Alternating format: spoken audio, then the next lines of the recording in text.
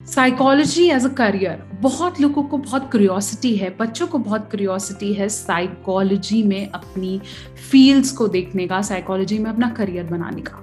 रोज ना जाने कितने मैसेजेस मुझे इंस्टाग्राम, फेसबुक, यूट्यूब पर आते हैं कि मैम मैं साइकोलॉजिस्ट बनना चाहता हूँ, काउंसलर बनना चाहता हूँ, कैसे अपने करियर को आगे ले जाऊँ, कौन कौन से ऑप्शंस या स्ट्रीम साइकोलॉजी में अवेलेबल हैं।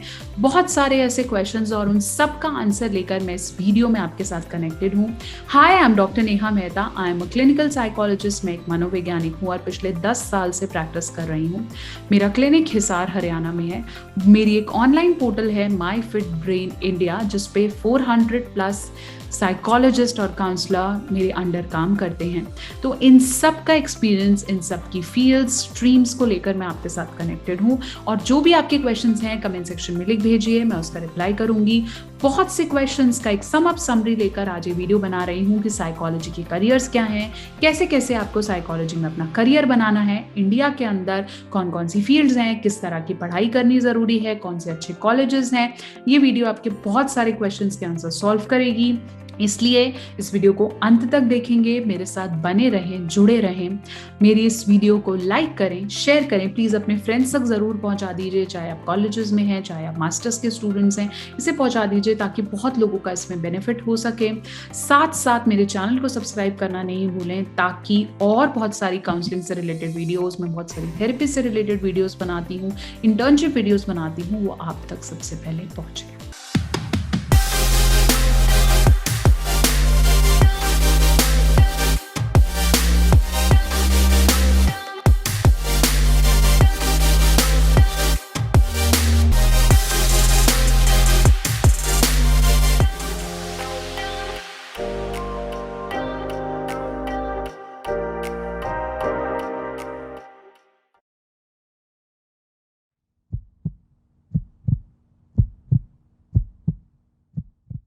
तो चलिए मैं आपको बता रही थी कि साइकोलॉजिस्ट बनने के लिए या काउंसलर बनने के लिए क्या करना है।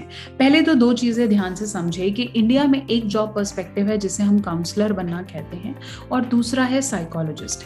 काउंसलर बनने के लिए एटलीस्ट आपके पास किसी भी फील्ड में ग्रेजुएशन होनी चाहिए, साथ साथ आपके पास एक काउंसलिंग सर्टिफिकेशन कोर्स होना चाहिए।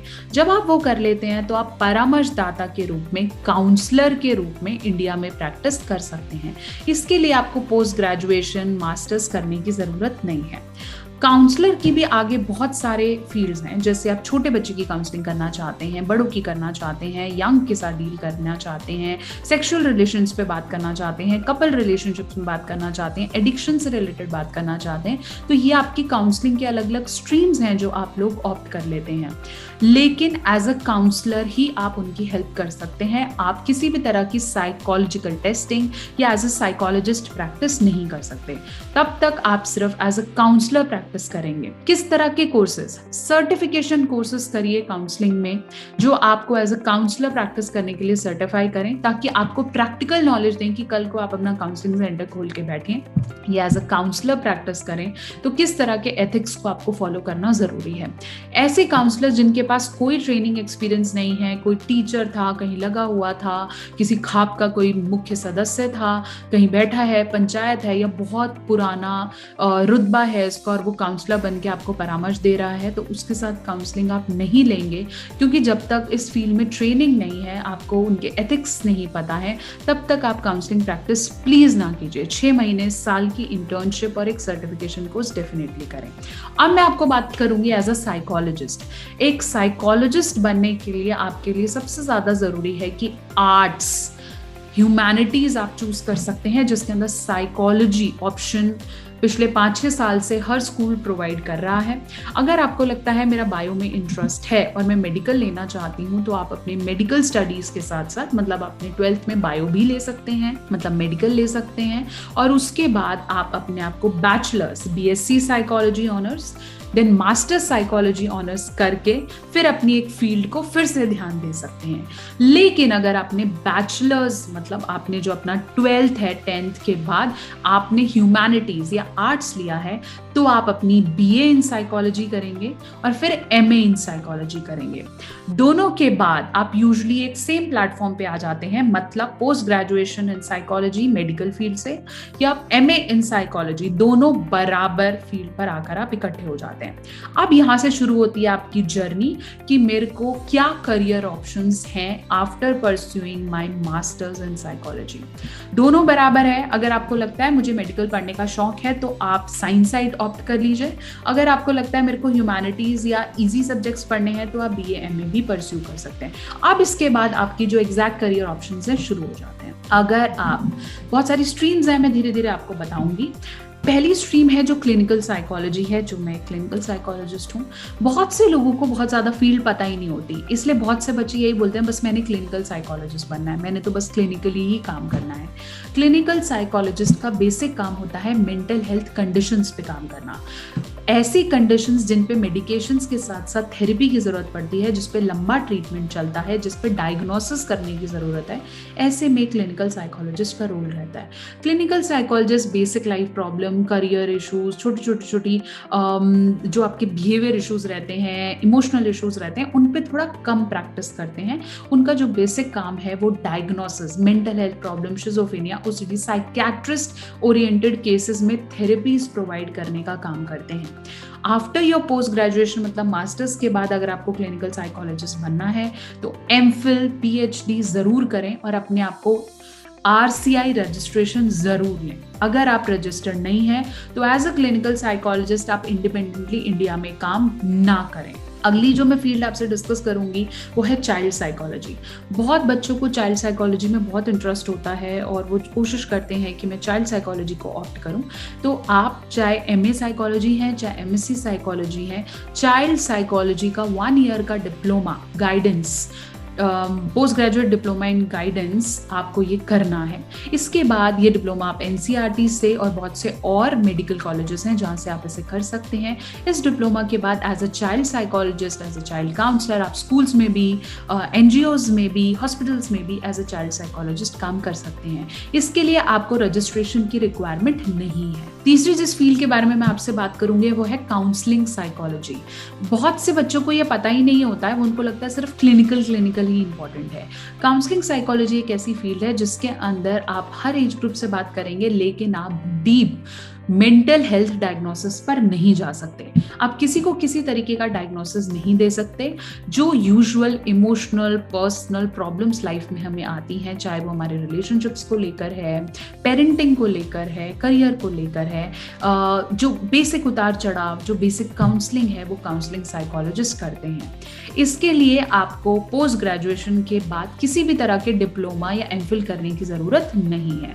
अगर आपने अपनी मास्टर्स कंप्लीट की है तो एज अ काउंसलिंग साइकोलॉजिस्ट आप इंडिया में काम कर सकते हैं, चाहे वो एमए है, चाहे वो एमएससी साइकोलॉजी है। इसके बाद आप प्रैक्टिस कर सकते हैं। आप अपना सेंटर भी ओपन कर सकते हैं अगर आप उसे MSc ISO रजिस्टर्ड करा लेते हैं तो। आप बहुत सारी वर्कशॉप्स दे सकते हैं, वेबिनार्स कंडक्ट कर सकते हैं और इसके लिए आपको किसी भी तरह के रजिस्ट्रेशन की एज सच रिक्वायरमेंट नहीं है। अब मैं आपको बात करूं डेवलपमेंटल साइकोलॉजी की। डेवलपमेंट साइकोलॉजी एक बहुत ही नया फील्ड है और बहुत लोगों को बहुत ज़्यादा नहीं पता है। हर एज के साथ साथ हमारी बॉडी में सर्टेन डेवलपमेंट्स होती हैं जो एक बच्चे में अलग हैं, टॉडलर में अलग हैं, प्री स्कूलर में अलग हैं, स्कूलर में अलग हैं, एडोलेसेंट में अलग हैं, यंग में अलग है। तो इस समय जो डेवलपमेंटल हमारी बॉडी में चेंजेस होते हैं उन सब की काउंसलिंग करता है एक डेवलपमेंटल साइकोलॉजिस्ट। डेवलपमेंटल साइकोलॉजिस्ट कोई बहुत ज़्यादा क्लिनिकल सेटिंग्स में या काउंसलिंग सेंटर्स में नहीं बैठते। They usually work with bigger organisations जो रिसर्च पर्पसेस पे काम करते हैं, थीसिस पर्पसेस पे काम करते हैं, आगे PhD ऑप्ट करना चाहते हैं, वो डेवलपमेंटल साइकोलॉजिस्ट बनते हैं जिस पे बहुत सारी रिसर्चर्स होती हैं। ये बहुत एक्टिवली पार्टिसिपेट करते हैं बहुत बड़े रूल्स लाने में, पॉलिसीज लाने में। तो अगर आपका डेवलपमेंटल साइकोलॉजी में इंटरेस्ट है तो आप इसके लिए आपको पोस्ट ग्रेजुएशन के बाद PhD के लिए ऑप्ट करना चाहिए। फिर मैं आपको ऑप्शंस बताती हूँ। Family therapist. फैमिली थेरेपी क्या होती है, किस तरह की क्वालिफिकेशन की रिक्वायरमेंट है, आप मेरी ये वीडियो देखें, मैंने बहुत डिटेल में फैमिली थेरेपी के बारे में बताया है।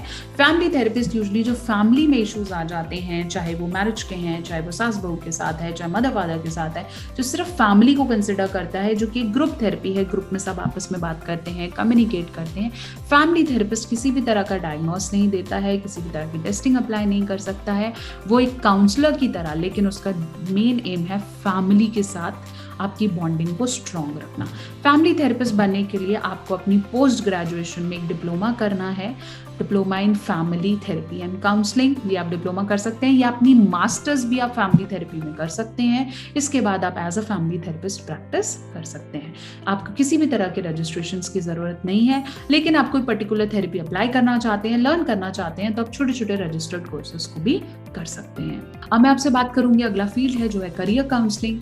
करियर काउंसलिंग या करियर काउंसलर बनने के लिए आपको एज सच मास्टर्स, बैचलर्स की जरूरत नहीं है, लेकिन आप एज अ करियर साइकोलॉजिस्ट काम करना चाहते हैं तो जरूरी है कि आप अपनी करियर काउंसलिंग के अंदर कम से कम भी 6 मंथ्स 8 मंथ्स की इंटर्नशिप को पूरा करें, करियर काउंसलिंग को प्रैक्टिस करें। आपको अपडेट होना है करियर ऑप्शंस के साथ, एटीट्यूड स्किल्स आपको पता होने चाहिए, कौन से अप्लाई करने हैं, उसका क्या रिजल्ट्स आएंगे। बहुत से वर्कशॉप्स, इंटर्नशिप्स आप प्रैक्टिस कर सकते हैं और फिर आप as a career counsellor definitely practice कर सकते हैं। साथ साथ आपको मोटिवेशनल स्पीचिंग आनी चाहिए, आपका कॉन्फिडेंस अच्छा होना चाहिए, ताकि आप बहुत सारे बच्चे स्कूल्स में, कॉलेजेस में उनको मोटिवेशनली इंस्पायर करें, ताकि वो अपने करियर को सही तरीके से चूज कर पाए। फिर मैं आपको 2 नई फील्ड्स के बारे में बताऊंगी, जो है सोशल साइकोलॉजी और forensic psychology. Social psychologist usually वो होते हैं जो सोसाइटी में, कम्युनिटी में काम करते हैं, इन्हें हम रिहैबिलिटेशन साइकोलॉजिस्ट भी कह सकते हैं। रिहैबिलिटेशन साइकोलॉजिस्ट बनने के लिए आपको मास्टर्स के बाद 1 ईयर का डिप्लोमा करना होगा रिहैबिलिटेशन साइकोलॉजी में, फिर आपको एक RCI रजिस्ट्रेशन भी मिल जाएगा।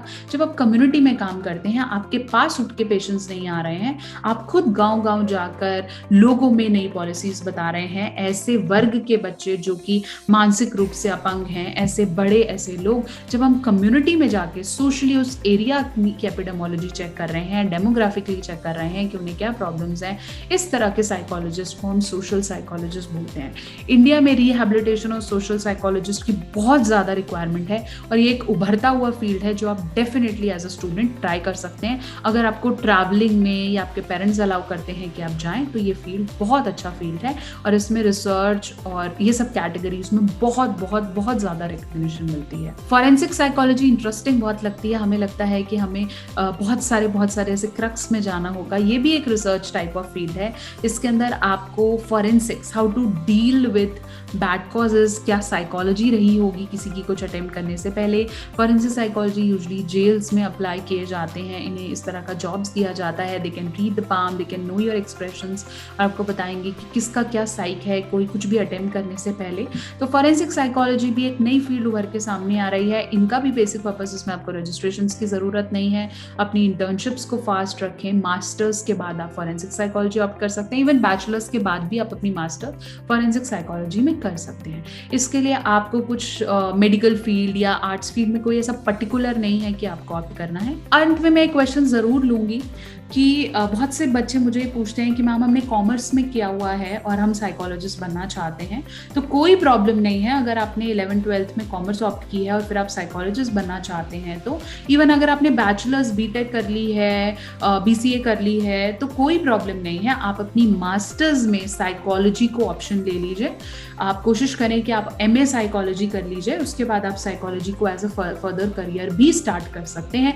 डिस्टेंस, ऑनलाइन से कोई मेजर फर्क नहीं पड़ता। अगला क्वेश्चन यही है कि मैम ऑनलाइन कर लें या रेगुलर करें।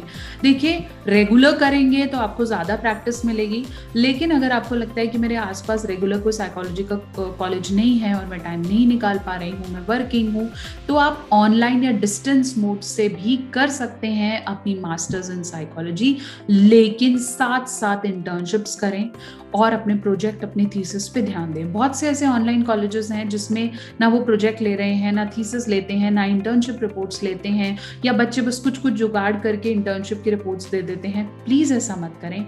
अगर आप मन से साइकोलॉजिस्ट बनना चाहते हैं तो प्लीज़ प्लीज़ प्लीज़ अपनी इंटर्नशिप्स को डिलीजेंटली करें। एटलीस्ट 6-7 मंथ्स की इंटर्नशिप कंप्लीट करें एक रजिस्टर्ड साइकोलॉजिस्ट या साइकाट्रिस्ट के अंडर, ताकि आप एज अ असिस्टेंट भी आगे काम कर सकें, एज अ साइकोलॉजिस्ट भी आगे काम कर सकें और क्वालिटी सर्विस रेंडर कर सकें।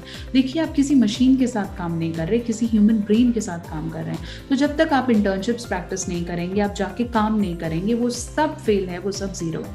आप इमेजिन करें कि आप किसी ऐसे डॉक्टर से ट्रीट होना चाहेंगे जिसने कभी किसी पेशेंट से बात ही नहीं की हो या कभी हॉस्पिटल गया ही ना हो, सिर्फ फेक डिग्रीज बनवाई हो या फेक इंटर्नशिप्स करी हो। Please, you are dealing with human emotions और उसके लिए सेंसिटिव होना बहुत ज़्यादा ज़रूरी है। इसलिए साइकोलॉजी की इंटर्नशिप्स को प्लीज़ बुरे तरीके से या सिर्फ पेपर्स पे साइन करा के ना करें। आशा करती हूँ कि ये वीडियो बहुत सारे आपके क्वेश्चंस के आंसर दे पाई होगी। और भी बहुत सारी छोटी छोटी फील्ड्स हैं, उसके लिए मैं एक वीडियो ज़रूर लेकर आपके साथ आऊँगी। बहुत सारी फील्ड स्ट्रीम्स हैं जो नई आ रही हैं और मैं डेफिनेटली वीडियो लेकर आपके साथ आऊँगी। कुछ ऐसे क्वेश्चंस हैं जिनके आंसर मैंने इस वीडियो में दे दिए हैं, कुछ ऐसे हैं जो शायद मैं नहीं दे पाई हूँ, तो प्लीज़ कमेंट सेक्शन में लिख भेजें ताकि अगली वीडियो में मैं आपके इन क्वेश्चंस के आंसर को पूरा कर सकूँ। जाते जाते अगर आप मेरे साथ इंस्टाग्राम, लिंक्डइन, ट्विटर, फेसबुक पे कनेक्ट करना चाहते हैं तो डॉक्टर नेहा ऑफिशियल के नाम से आप मुझे कनेक्ट कर सकते हैं। मेरे साथ कोई करियर, साइकोलॉजी करियर रिलेटेड या इंटर्नशिप्स मेरे साथ ज्वाइन करना चाहते हैं तो भी कर सकते हैं। मैं ऑनलाइन ऑफलाइन दोनों तरीके से इंटर्नशिप्स प्रोवाइड कराती हूँ। साथ साथ अगर आप मेरे साथ कनेक्ट करना चाहते हैं, मुझसे सेशन बुक करना चाहते हैं तो www.drnehamehta.com पे आप मेरे से कनेक्ट भी कर सकते हैं। लेकिन जाने से पहले चैनल को सब्सक्राइब करना नहीं भूलें ताकि अगली वीडियो आप मिस ही ना कर दें यार। और जुड़े रहे, बने रहे और शेयर जरूर कर दें, थम्स अप दीजिए।